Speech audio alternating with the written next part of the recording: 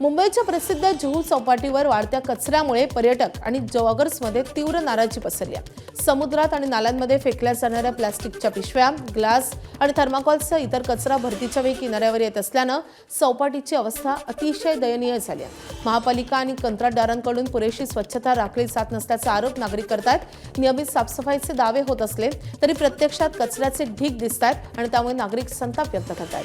चौपाटीचं सौंदर्य आणि पर्यावरण धोक्यात आल्यानं प्रशासनानं तातडीनं प्रभावी उपाययोजना कराव्यात अशी मागणी होती आहे।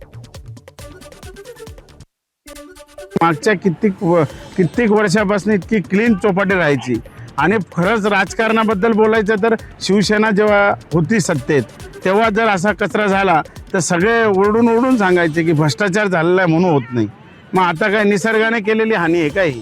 म्हणून गेल्या 3-4 दिवसापूर्वी इथे अपघात झाला। ते कर्मचारी आहे तिचं त्या मशीन जो साफसफाईचं मशीन आहे त्याच्यात येऊन अपघात झाला। त्या अपघाताची चौकशी पण लवकरात लवकर करावी आणि कंत्राटदाराला काय केलं ह्या जनतेसमोर सांगावं।